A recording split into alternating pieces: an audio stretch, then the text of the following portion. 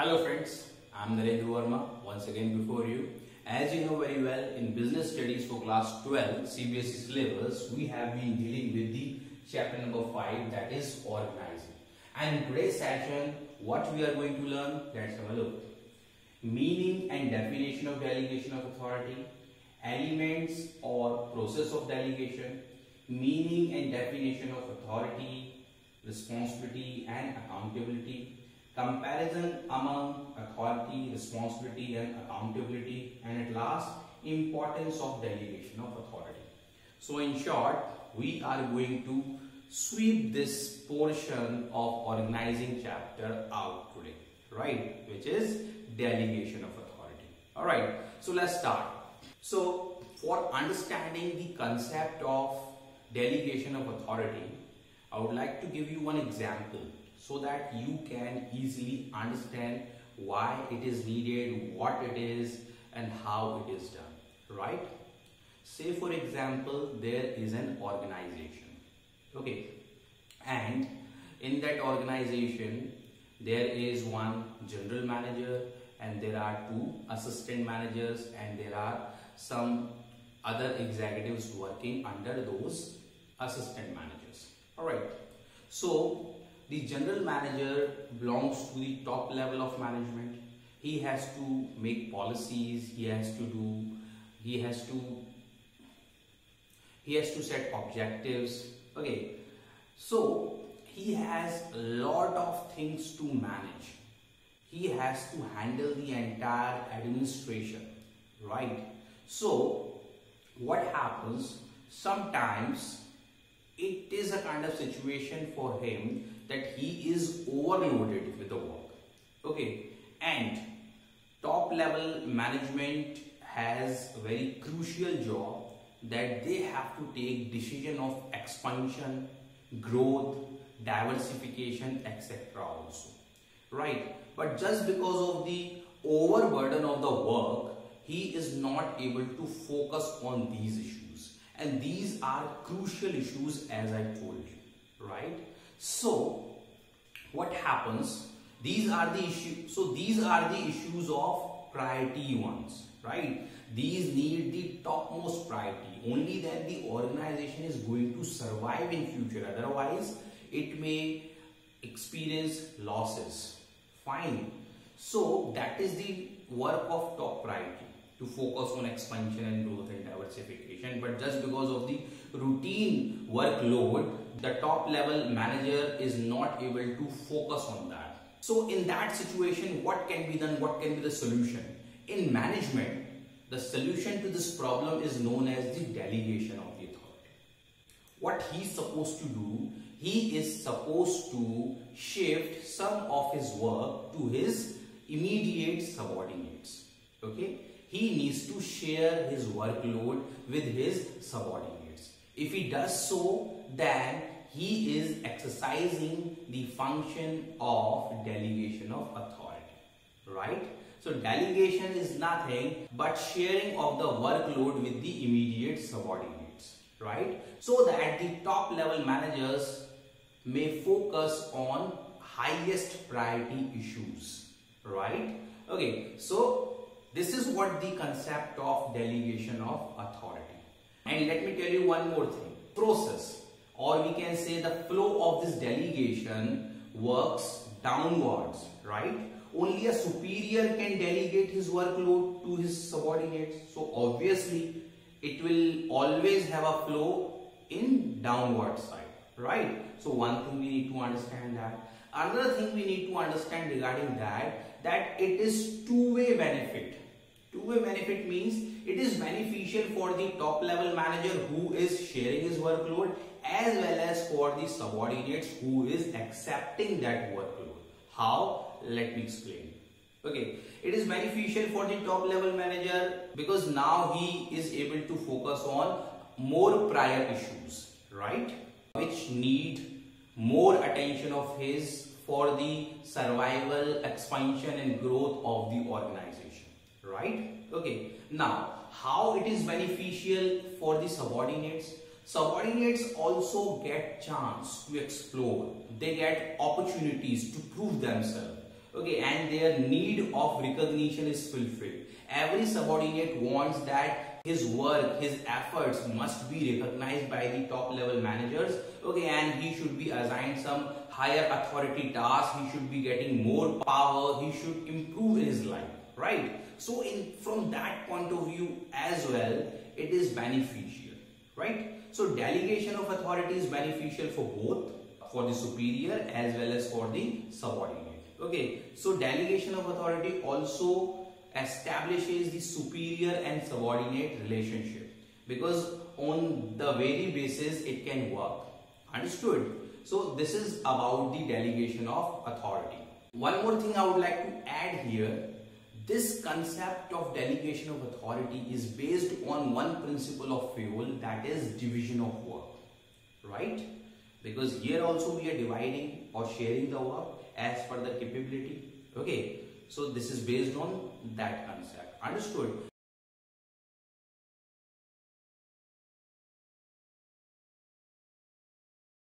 Now the information I have just given to you, with the help of that, let's form the definition of it. Okay, so this is the definition of delegation of authority. Delegation is the transfer of authority from superior to subordinate, right? Entrustment of responsibility and creation of accountability for performance. We need to understand. If we see and focus, then there are three terms which are necessary in the definition of delegation, because these three terms are also known as the elements of delegation. That is our further topic, as I have written here, right? Or we can call it the process of delegation is completed only with the presence of these three elements. Without these three, the process of delegation cannot be completed. Okay, so right now I'm just giving you the brief idea about these three words, and after a moment we'll be having discussion about these three terms in detail, right? Okay, see, when we share work with somebody, or I should say that when a manager shares his work with his subordinate, then he shares some responsibility as well, right? So the term comes here, entrustment of responsibility. Okay, he is held responsible up to some extent. Okay, and if he really wants the job to be done in the most effective manner from the side of that subordinate as well, then he must transfer some authority as well. Okay, authority means power to take decision, right? Okay, already we have learned these two terms in second chapter. Okay, because this was one principle of Henry Fayol, authority and responsibility. There I taught you that there should be a proper balance between authority and responsibility. If you are giving responsibility to somebody, then you are supposed to transfer the equal degree of authority as well. Not more than that, equal degree, right? Okay, so that is what. Fine. So more or less, if we see, the authority and responsibility go hand in hand. They need to go hand in hand, otherwise the things may not go in a proper way.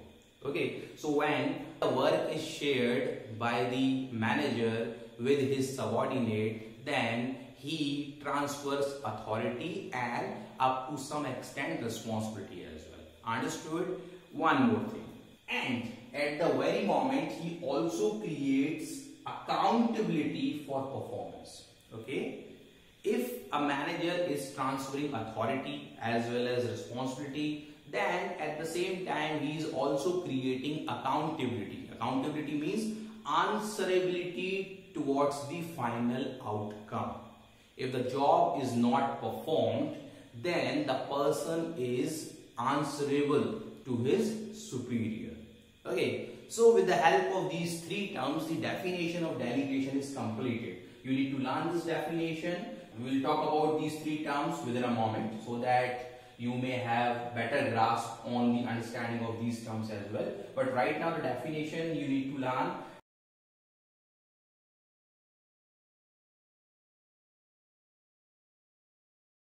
Now let's move on towards the next topic we are going to tackle today, that is elements or process of delegation, right? So let's understand about the elements of delegation. There are three elements of delegation like we have already discussed: authority, responsibility and accountability. Okay, about these two terms already we have discussed. One more time I would like to have discussion over it. See, authority is given first, right? If authority is given first, then responsibility goes together with this. You need not transfer it. Understood? When you need to remember, if you are transferring authority to somebody, then you are also transferring the enough responsibility as well. But it is not necessary that when you are transferring the responsibility, you are transferring the same authority as well. But you need to do so. If you do not do so, then you are committing a mistake, right? So we need to understand. So for the complete process of delegation, three of the elements are necessary. Okay, when the work is given to any subordinate which belongs to the superior, that is the job of the superior. He is getting that job done by his subordinate. Why? Because he has excessive workload. Okay, and the job has to be completed within time. Right? Now let's understand it pretty well.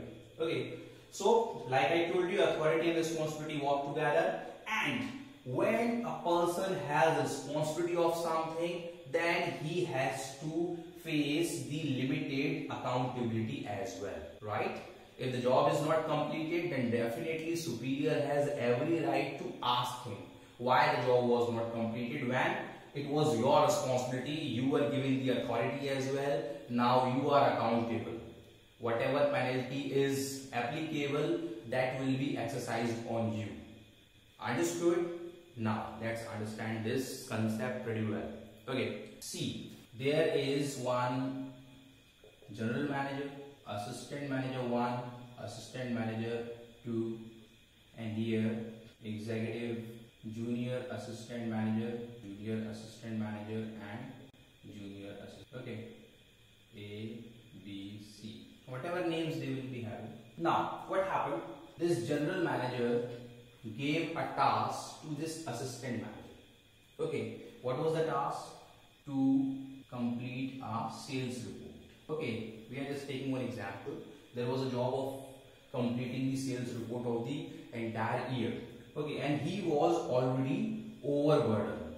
But as he is looking after the sales area, then that is his job. Fine, but he is overburdened. Now what he did, he shared this job to him, right? So now who delegated what?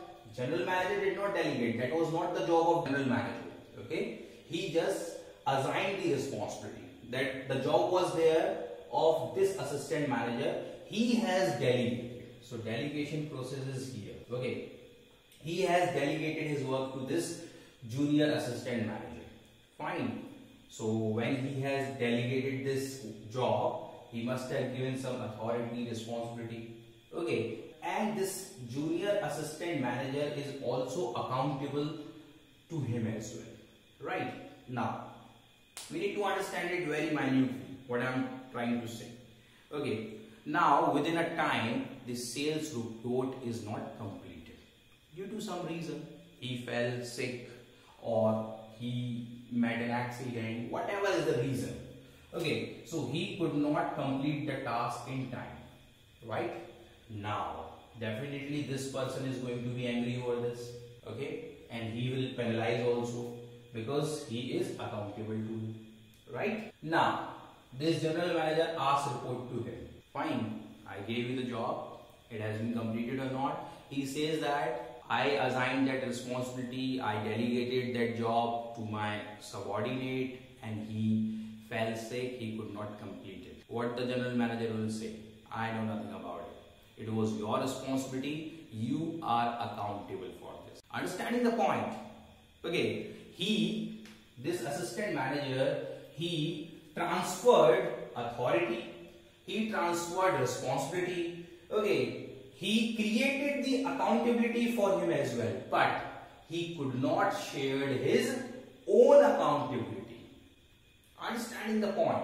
Another accountability is created for the subordinate, but a superior can never share or delegate his own accountability to his subordinate. That accountability is only with him. Okay, whenever his senior is going to ask him, he is accountable for that, whether he delegated or assigned that work to his subordinate or to some other person. It doesn't make any difference, right?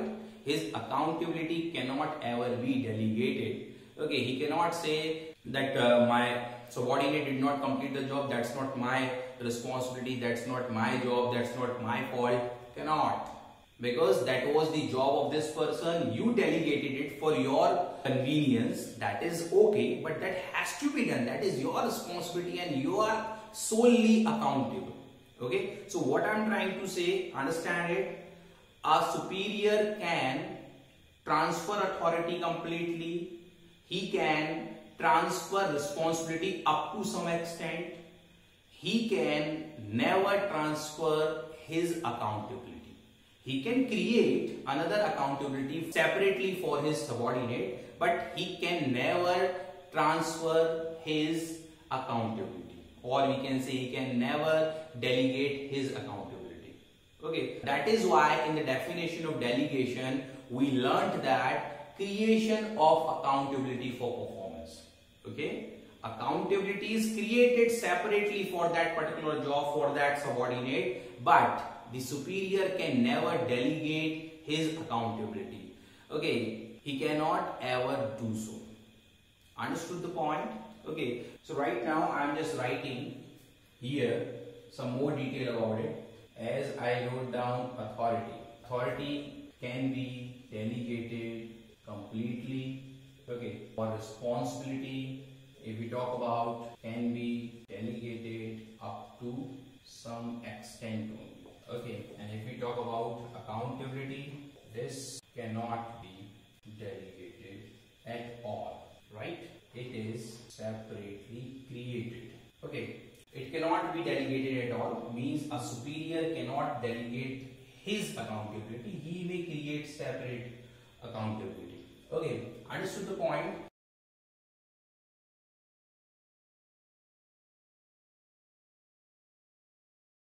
Now let's understand all of these terms in detail one by one. We'll learn more about these. Okay, so very first let's talk about authority. So let's understand few facts about authority. Very first, how does it originate? It originates by the virtue of individuals' positions. We know very well in an organization there are several positions and every position has some authority, right? Okay, so very first we understood that it is created by the virtue of the individual's position. If the positions are there, then definitely authority will be there. Okay, it gives managers right to take decision, action, okay, inform the people what they are supposed to do, what is expected from them. Okay, and it is created due to the scalar chain available in the organization, which links somewhere the job position. Who is superior, who is subordinate, it establishes the superior-subordinate relationship. Okay, and let me tell you, the authority is highest at top management. Okay, and as the level of management reduces, so as the authority also reduces. So in short, if I say that it flows top to bottom, then I am not wrong. Authority flows from top to bottom. Okay, at the top level the authority is highest, and as the level of management is reducing, then authority is also reducing. Means the lower level managers have minimum authority. Okay, they can take decisions but up to minimum extent. Understood the point? One more thing, the authority is always bound with rules and regulation of the organization. So that is why these limit its scope. Okay, a person cannot exercise his power beyond the rules and regulation of the organization. Okay, so authority is exercised by the superior over his subordinate. Okay, he frames the guidelines and the subordinates are supposed to perform accordingly. Okay, so this is about the authority. Fine.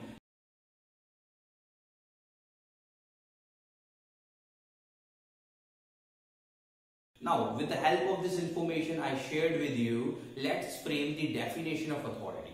See, what is the definition? Authority refers to right of an individual to command, right? Okay, authority means to exercise power. Exercise power means to command. On whom? Command his subordinates. Okay, and for what? To take decision within the scope of his position. Okay, so every individual who is holding some position in an organization, he has some limited power to take decision on his post.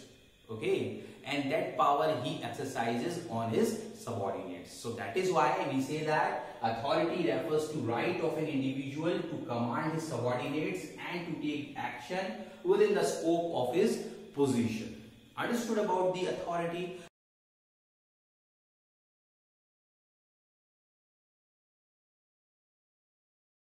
Now let's talk about responsibility. So, responsibility. Fine. Let's understand some fact about responsibility as well. Okay. It is also created due to subordinate and superior relationship. But here the aspect is different.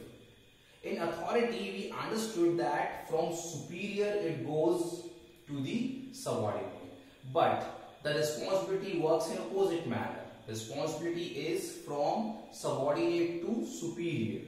A subordinate is always responsible to his superior, right? So what I am trying to say that it flows upward from bottom to top. Okay, when there is the relationship in the organization of subordinate and superior, then responsibility is also there.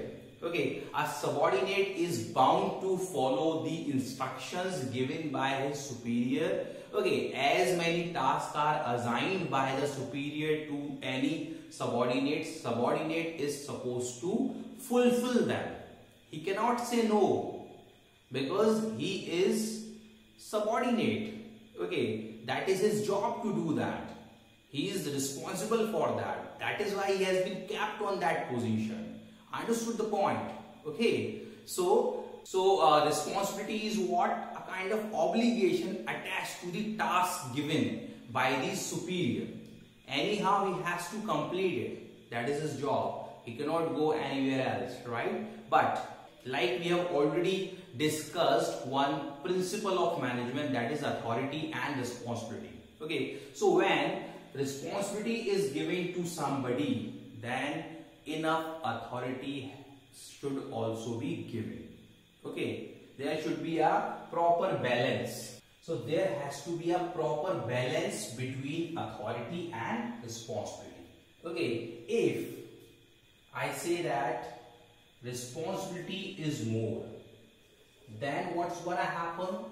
You are giving your subordinate, say for example, more and more responsibility but not giving him enough power or authority. Then what's going to happen? The person is not going to perform in an effective manner. He will become ineffective. Okay, I would like to give an example for that. See, a supervisor was handed over a task like he has to get the production work completed within a week, right? At any cost. Fine. Okay, now his superior has gone away. After a week he comes, he asks, I told you to get the production work completed within a week, but the job was not completed. Okay, why? Because the raw material was finished and it was kept in the godown and the key to godown was there with the superior only. Okay, and the superior did not give that key to the supervisor. Fine, he gave him more responsibility but he did not give him the enough authority, right? So what happened at the end of the day? The job was not completed. So what I said, that when the responsibility is more than the authority, then the person becomes ineffective. Understood the point? Now let's understand the opposite situation. When authority is more, it may lead to misuse of power.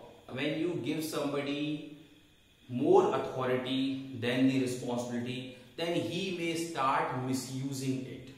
right? Okay, now let's understand it with one more example. Okay, now this time a superior gives authority to his subordinate that anytime he can come to his office even in his absence, and he can perform his job whenever it is required. He does not need to ask. Fine. Now after giving this authority, the superior becomes careless, okay, and he comes to know that many things kept in his office, okay, are not existing anymore. Okay, a lot of information and data has gone away, right? So why it happened?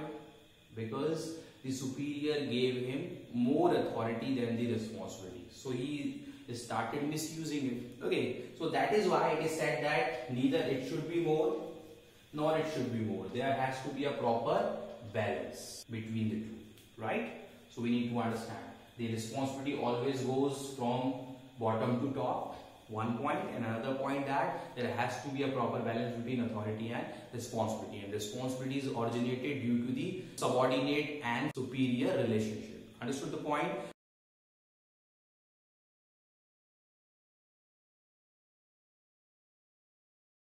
Now with the information I shared with you, we can frame the definition of responsibility. What is that? Let's see. So what is the definition of responsibility? Responsibility is the obligation of an individual to carry out the assigned duties.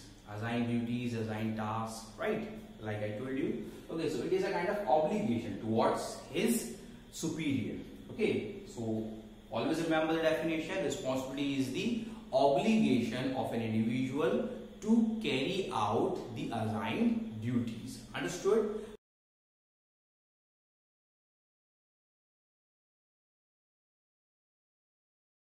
Now let's move towards the accountability. So let's have discussion about some facts related to accountability. See, accountability is itself created.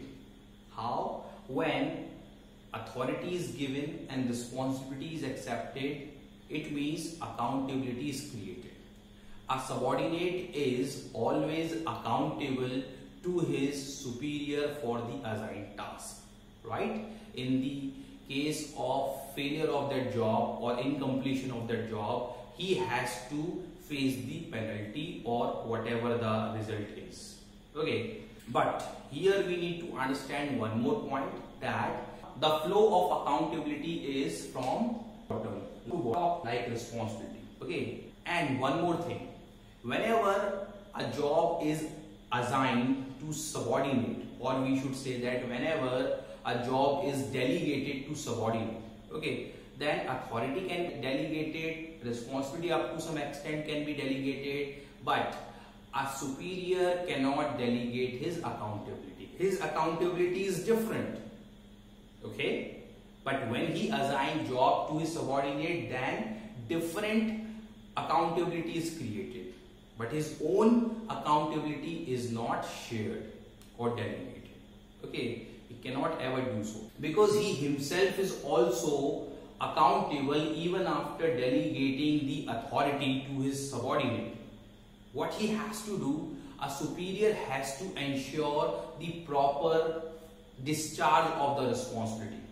Okay, he has to constantly get feedback from the subordinate about the job performance, whether it is being completed or not, what is the status, right? Okay, a subordinate is always answerable to his superior. Okay, he has to respond about the consequences he has to face. Okay, he is accountable for his performance. He is accountable for the final result and outcome. Understood the point? Okay, so again I am emphasizing on one point, that a superior can never share or delegate his own accountability, right? But it doesn't mean the subordinate is not accountable. Subordinate is accountable, that is the separate accountability, which is itself created. Understood the point?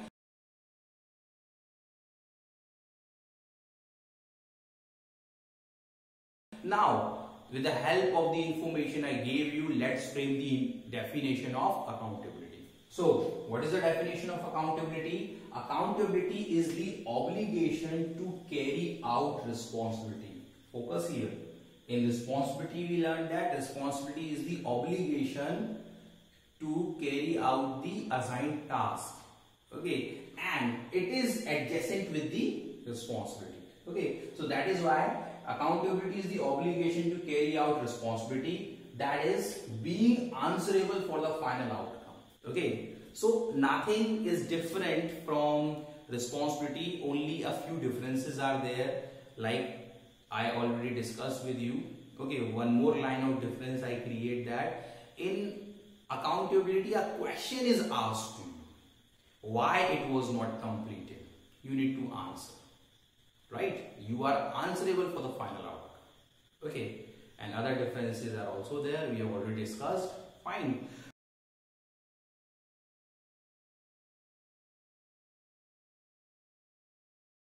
It was all about these three terms in detail, but one can understand these three terms pretty well only in the situation when these three of the terms are compared with each other. So right now we are going to have the comparison among all these three. Okay, on some basis.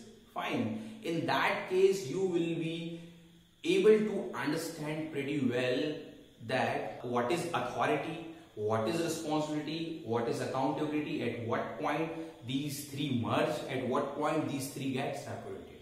Understood the point? So let's have discussion about the comparison among these three.